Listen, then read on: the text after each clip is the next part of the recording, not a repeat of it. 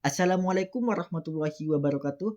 Yang kami takdimi pengasuh Pondok Pesantren Zainul Hasan Genggong, yakni beliau Kiai Haji Muhammad Hasan Mutawakil Alallah, dan yang kami hormati Rektor Universitas Zainul Hasan Genggong, yakni beliau Dr. Abdul Aziz Wahab BAMAG, dan yang kami hormati Dekan Kaprodi Fakultas Tarbiyah, yakni beliau Ustazah Kustiana Arisanti MPD, dan tidak lupa pula yang saya hormati dosen pengampu mata kuliah usul fikih, yakni beliau Ustazah Umi Lailia Maghfirah MPD.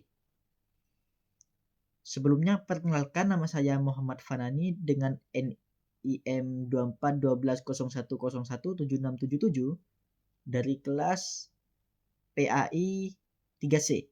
Di sini saya akan mempresentasikan tugas saya, yakni tugas untuk membuat peta konsep dan menjelaskannya.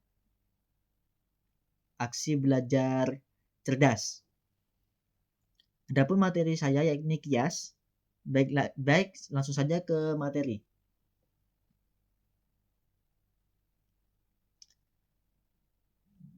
A. Pengertian kias. Menurut bahasa, kias berarti mengukur atau menyamakan sesuatu dengan yang lain.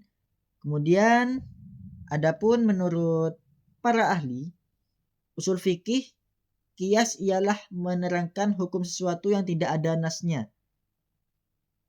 dalam Al-Quran dan hadis dengan cara membandingkan dengan sesuatu yang ditetapkan hukumnya berdasarkan nas. Mereka juga membuat definisi lain. Kias ialah menyamakan sesuatu yang tidak ada nas hukumnya dengan sesuatu yang ada nas hukumnya karena persamaan ilat hukum. Karena dengan kias ini berarti para mujtahid telah mengembalikan ketentuan hukum kepada sumbernya, yakni Al-Quran dan hadis. Sebab dalam hukum Islam kadang tersurat dalam Al-Quran dan hadis, tapi kadang juga bersifat implikitanalogik, yakni tersirat yang terkandung dalam nas. Beliau Imam Syafi'i mengatakan setiap peristiwa pasti ada kepastian hukum dan umat Islam wajib melaksanakannya. Namun jika tidak ada ketentuan hukum yang pasti, maka haruslah dicari dengan cara ijtihad. Dan ijtihad itu adalah kias. Jadi hukum Islam itu ada kalanya dapat diketahui melalui bunyi nas, yakni hukum-hukum yang secara tegas tersurat dalam Al-Quran dan hadis, dan ada kalanya harus digali melalui kejelian memahami makna dan kandungan nasnya. Yang demikian itu dapat diperoleh melalui pendekatan kias. Proses pengkiasan dilakukan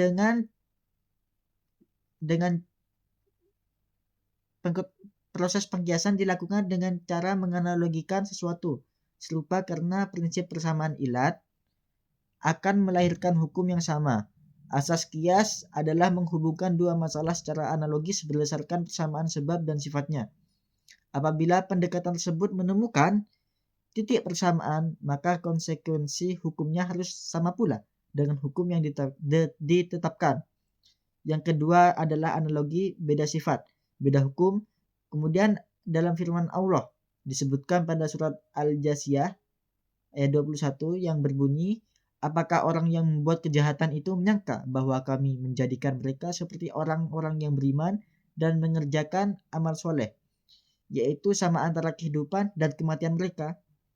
Amat buruklah apa yang mereka sangka itu.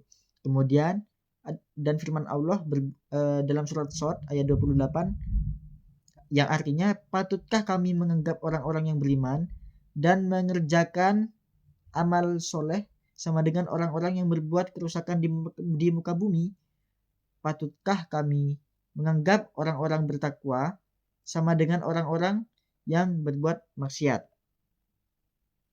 Kemudian menurut definisi para ulama atau para ahli pengertian kias antaranya yaitu pertama menurut Al-Ghazali dalam Al-Mustafa menanggungkan sesuatu yang diketahui kepada sesuatu yang diketahui dalam hal menetapkan hukum pada keduanya, dalam penetapan hukum atau peniadaan hukum.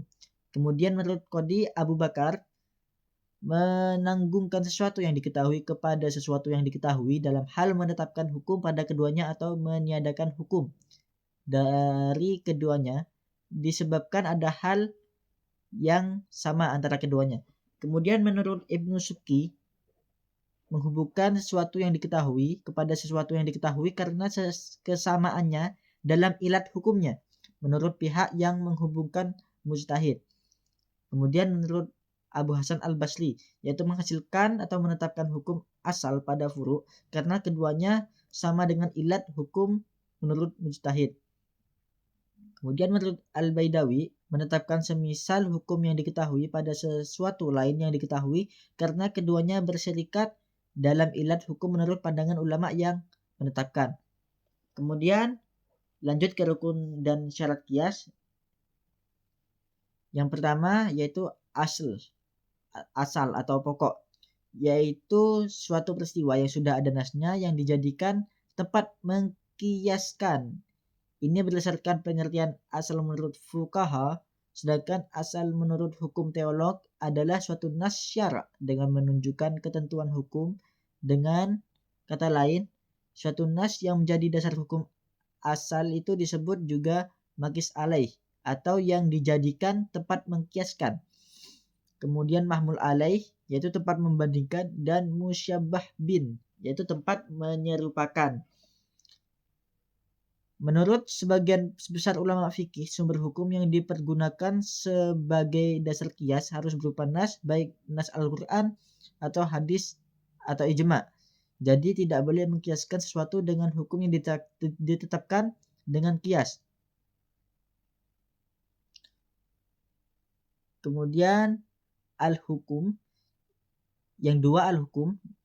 Al-hukum adalah hukum ketetapan nas, baik Al-Quran maupun hadis, atau ketetapan ijma' bagi orang yang menganggapnya sumber-sumber hukum asal yang hendak ditransfer pada kasus-kasus hukum baru karena adanya unsur persamaan. Kemudian far'u adalah objek yang ditentukan hukumnya yang tidak ada nas atau ijma' yang tegas dalam menentukan hukumnya. Al-far'u ialah kasus yang hendak diketahui hukumnya melalui qiyas terhadap hukum asalnya. Al-far'u atau kasus baru itu harus memenuhi persyaratan.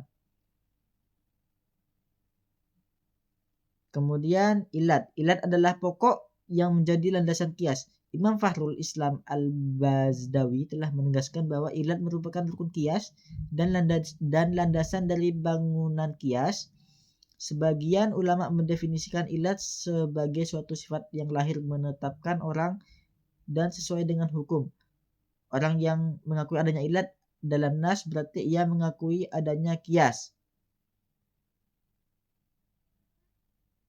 Kemudian lanjut ke macam-macam qiyas. Yang pertama ialah qiyas aulawi, yaitu qiyas yang apabila ilatnya mewajibkan adanya hukum dan antara hukum asal dan hukum yang disamakan, yaitu atau furu, dan hukum cabang memiliki hukum yang lebih utama daripada hukum yang ada pada al-asal. Misalnya berkata kepada kedua orang tua dengan mengatakan atau kata-kata lain yang semakna dan menyakitkan, itu hukumnya haram. Kemudian dua, qiyas musawi, yaitu qiyas yang apabila ilatnya mewajibkan adanya hukum dan sama antara hukum yang ada pada al-asal maupun hukum yang ada pada al-far'u atau cabang. Contohnya keharaman memakan harta anak yatim. Kemudian 3, qiyas adna. Qiyas adna yaitu adanya hukum far'u lebih lemah bila dirujuk dengan hukum al-aslu. Contoh mengkiaskan hukum apel kepada gandum dalam hal riba fal, yaitu riba yang terjadi karena adanya kelebihan dan dalam tukar menukar antara dua bahan kebutuhan pokok atau makanan. Dalam masalah kasus ini, ilat hukumnya adalah baik apel maupun gandum merupakan jenis makanan yang bisa dimakan dan ditakar. Kemudian D, qiyas sebagai sumber hukum dalam Islam. Sebagian para ulama fikih dan para pengikut mazhab yang empat sependapat bahwa qiyas dapat dijadikan salah satu dalil atau dasar hujjah dalam menetapkan hukum ajaran Islam. Mereka itu barulah melakukan qiyas apabila ada kejadian atau peristiwa tetapi tidak diperoleh satu nas pun yang dapat dijadikan dasar. Hanya sebagian kecil para ulama yang tidak membolehkan pemakaian qiyas sebagai dasar hujjah. Ulama Syiah, Imaniyah dan An-Nazm dari Mu'tazilah menyatakan bahwa qiyas tidak bisa dijadikan landasan hukum dan tidak wajib diamalkan karena mengamalkan qiyas sebagai sesuatu yang bersifat mustahil menurut akal. Adapun qiyas sebagai sumber hukum dalam Islam yang pertama yaitu di dalam dalil Al-Qur'an dalam surat Yasin ayat 78 sampai 79 yang artinya dan ia membuat perumpamaan bagi kami dan dia lupa kepada kejadiannya. Ia berkata, siapakah yang dapat menghidupkan tulang belulang yang telah hancur luluh?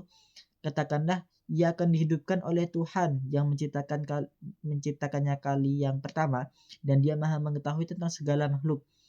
Ayat ini menjelaskan bahwa Allah menyamakan kemampuannya menghidupkan tulang belulang yang telah berserakan di kemudian hari dengan kemampuannya dalam menciptakan tulang belulang pertama kali. Hal ini berarti bahwa Allah menyamakan menghidupkan tulang tersebut kepada penciptaannya pertama kali. Kemudian Allah menyuruh menggunakan qiyas sebagaimana dipahami dari beberapa ayat Al-Quran seperti surat Al-Hasyr ayat 2. Dialah yang mengeluarkan orang-orang kafir di antara ahli kitab dari kampung-kampung mereka. Pada saat pengusiran yang pertama, kamu tidak menyangka bahwa mereka akan keluar dan mereka pun yakin bahwa benteng-benteng mereka dapat mempertahankan mereka dari siksa Allah. Maka Allah mendatangkan kepada mereka hukuman dan dari arah yang tidak mereka sangka-sangka. Dan Allah melemparkan ketakutan dalam hati mereka. Mereka memusnahkan rumah-rumah mereka dan tangan mereka sendiri dan tangan orang-orang mukmin. Maka ambillah kejadian itu untuk menjadi pelajaran, hai orang-orang yang mempunyai wawasan. Pada ayat ini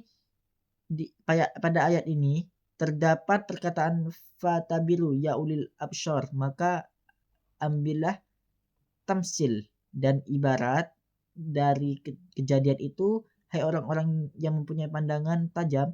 Maksudnya ialah Allah Subhanahu wa taala memerintahkan kepada manusia agar membandingkan kejadian orang yang terjadi pada diri sendiri kepada kejadian yang terjadi pada orang-orang kafir itu. Jika orang-orang beriman melakukan perbuatan seperti perbuatan orang kafir, niscaya mereka akan memperoleh azab yang serupa. Kemudian dalam dalil sunnah, di antara dalil sunnah yang dikemukakan jumhur ulama sebagai argumentasi bagi penggunaan qiyas adalah hadis mengenai percakapan Nabi dengan Mu'az ibnu Jabal saat ia diutus ke Yaman untuk menjadi penguasa di sana. Nabi bertanya, dengan cara apa engkau menetapkan hukum seandainya kepadamu dijauhkan sebuah perkara? Mu'az menjawab, saya menetapkan hukum-hukum berdasarkan kitab Allah. Nabi bertanya lagi, bila engkau tidak menemukan hukumnya dalam kitab Allah? Kemudian jawab Mu'az, dengan sunnah Rasul. Kemudian Nabi bertanya lagi, kalau dalam sunnah juga engkau tidak menemukannya? Mu'az menjawab, saya akan menggunakan ijtihad dengan nalar saya. Nabi bersabda, segala puji bagi Allah yang telah memberi taufik kepada utusan Rasul Allah dengan apa yang diridhoi Allah. Kemudian menurut Atsar Sababi, adapun argumentasi jumhur ulama berdasarkan atsar sahabat dalam penggunaan qiyas adalah surat Umar bin Khattab kepada Abu Musa al-Asy'ari sewaktu diutus menjadi qadhi di Yaman. Umar berkata, putuskanlah hukum berdasarkan kitab Allah. Bila kamu tidak menemukannya, maka putuskan berdasarkan sunnah Rasul. Jika juga kamu peroleh di dalam sunnah, berijtihadlah dengan menggunakan ra'yu atau nalar.